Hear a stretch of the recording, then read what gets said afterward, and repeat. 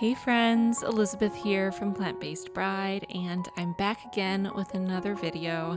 Today I'm setting up my bullet journal for November 2019. This video is sponsored by Skillshare. I will tell you all about them a little bit later, but for now I want to get right into the painting. If you're not interested in watching the watercolor process, if you don't like to paint yourself, I will put a timestamp in the pinned comment in the comment section down below, so you can skip to the actual setup part of the video. But for everyone who's interested in watching the watercolor process, let's get into that part. So I'm starting off by creating the background for my quote page this month, which is less a quote page and more a definition page for this month's theme, which is Hygge.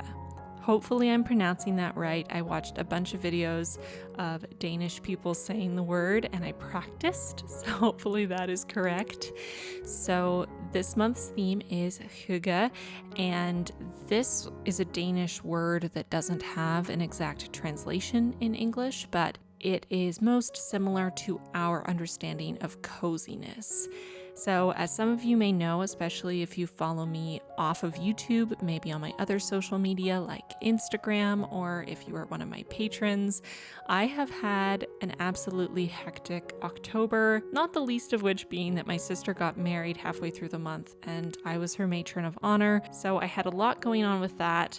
I had to plan and put on her bachelorette. I also decided for some reason that I should make my own dress for her wedding, which was very stressful in that I haven't sewn for basically a decade. And also the fact that my sister was getting married in a different province, so I had to travel and be away from home for about a week. There was a lot going on. So now that I am back from the wedding and we're getting closer to November, I just want to be able to relax a little bit. I want to take a step back. I want to enjoy the simple things and try to lower my anxiety levels because my anxiety has really been through the roof. I've been very overwhelmed and stressed.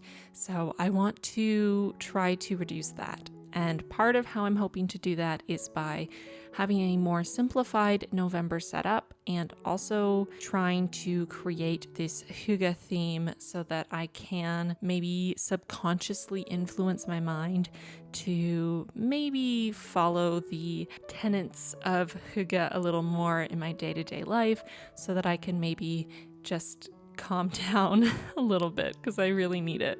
The first painting is going to be the background for the definition of Hygge that I'm going to be putting on the first page of my setup. And then I'm also doing a bunch of smaller paintings of everyday items that conjure a feeling of Hygge for me that I want to include as stickers in my setup. So of course, these will also be available to my patrons. If you are a patron at the $3 level, you will receive all of these little drawings that you can put in your own bullet journal if you have a printer and sticker paper at home. So I just picked a bunch of random items. For example, a couple jars full of dried goods. We like to keep our dried goods in our kitchen in a variety of mason jars and other jars that we've kind of collected over the years. I also painted an umbrella because I don't know about you, but here in Toronto, we have a lot of rain this time of year. November especially is a very rainy time of year, and something about a rainy day makes me want to cuddle up inside with a good book and a cup of coffee or tea, cozy socks on, and a candle burning, and my cat's close by. But if I do have to venture out, I'm definitely using one of my giant black umbrellas that are hopefully strong enough to resist the crazy winds we sometimes get. So that is this umbrella. I also wanted to paint a teapot, a cup of coffee, a slice of pumpkin pie, because pumpkin pie is the one food from the traditional Thanksgiving feast that I had growing up that I still continue to eat. And it was really the only food that I really liked at Thanksgiving as a kid as well, except maybe applesauce. I also loved applesauce, especially my grandma's homemade applesauce. It was delicious. But pumpkin pie was a favorite of mine. I used to bring pumpkin pie to lunch a lot of days as a kid. So I wanted to do some pumpkin pie, also cozy socks, a cozy sweater, a stack of classic books. It's always nice to reread the classics at this time of year. And of course, a candle burning because I love me a good candle. So I'm mixing some of my own custom colors, trying to make them a little more desaturated than just the colors out of the pan. I'm using a Winsor and Newton watercolor palette, and I will link it down below in the description box along with all of the materials I'm using in this video, as always, if you want to see the specific materials that I'm using. I'm sort of sticking with a color palette of yellows, oranges, peaches, with some accents of a bit of a more olivey green or almost a navy or grayed out blue, and just continuing to go in and add more details until I'm happy with how things are set up. Thank you to everyone who recreated my spreads this month. Here are some of my favorites. If you want to be included in a future Plan With Me video, be sure to tag me in your recreations on Instagram. I love seeing what y'all create.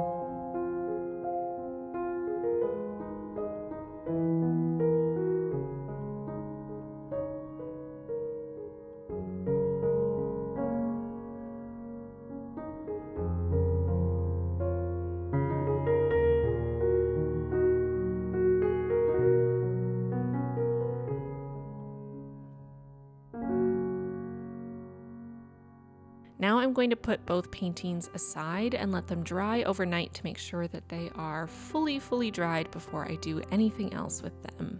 And there were a couple little details I wanted to add once these were dry. So using my white gel pen and also my white Posca pen and my light beige sort of tan Posca paint pen, I'm going to be adding foam to the top of the coffee and a dollop of whipped cream to the pumpkin pie slice. I'm also using my Sakura Microns to add the writing on the labels of the jars, pasta and lentils, and then also to add the titles of the books in this pile. I decided to go for 1984, The Great Gatsby, and Wuthering Heights.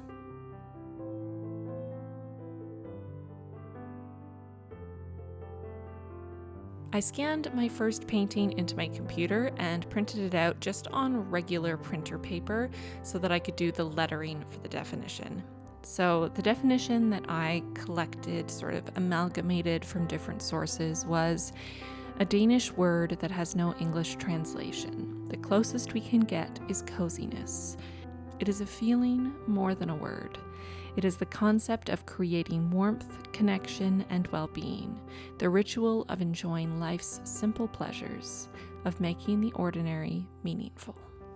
And then I also added the little pronunciation guide along the top. Once I finished that and let the lettering dry, I scanned that into my computer so I could print it on sticker paper. I also scanned all of my little watercolor paintings and printed those out on sticker paper as well. Chewy, as y'all might know if you've been around for a while, really enjoys the printer, so he's usually present for this part of the process.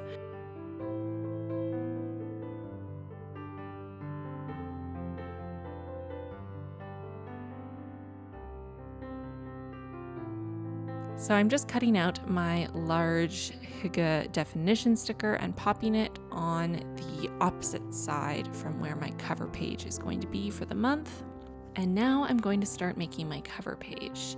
So for my cover page, I wanted to create a large stylized N for November. The inspirations for this N came from actually a few books that I've seen on the concept of Hygge that incorporate some more traditional Danish imagery. So that's sort of where I had the idea for this stylized N.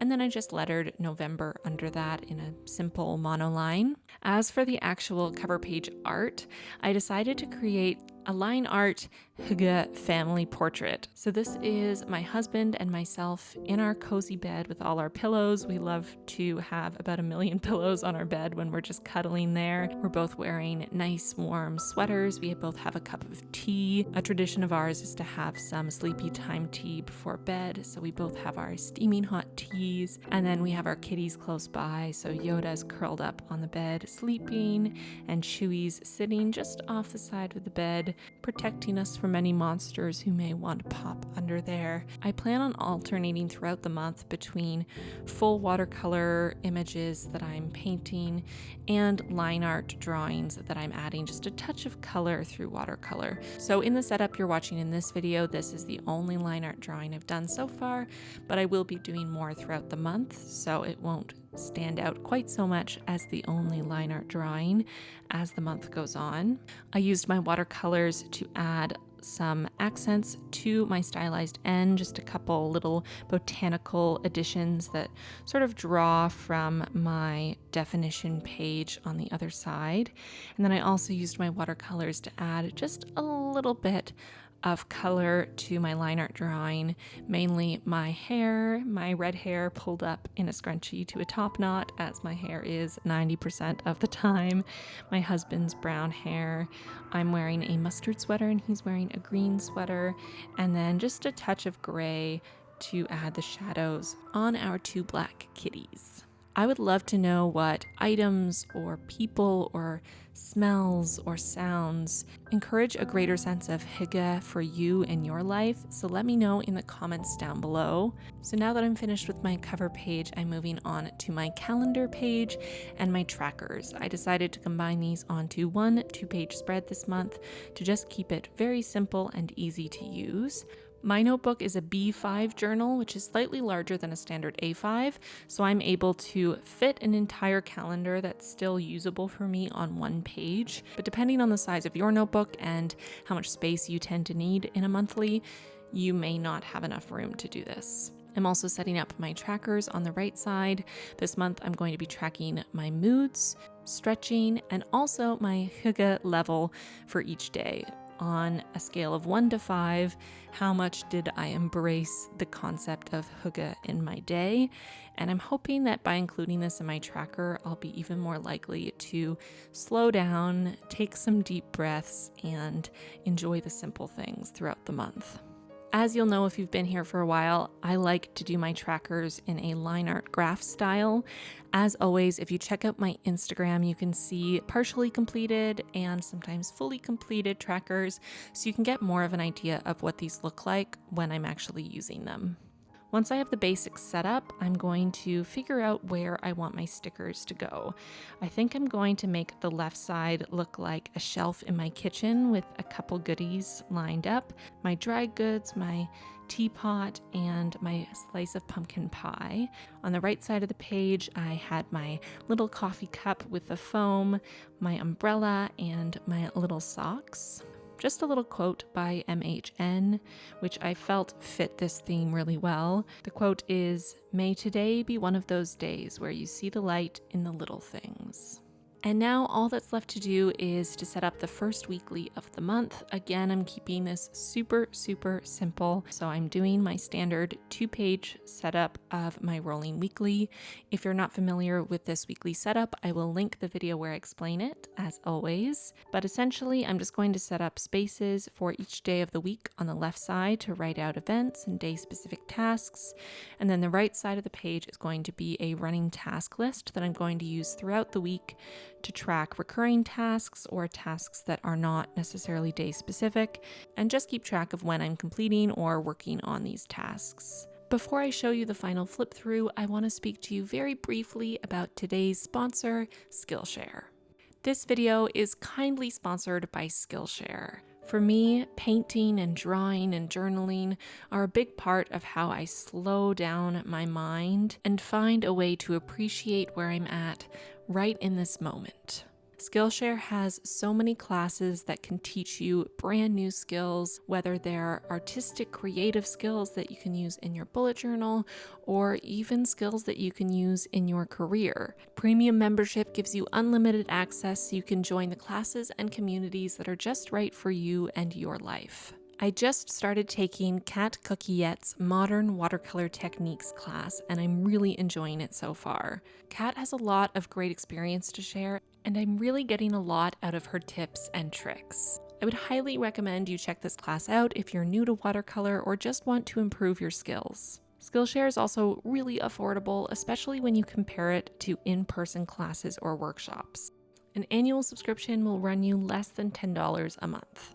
If you sign up using the link in my description box, you can get a 2-month free trial to Skillshare Premium.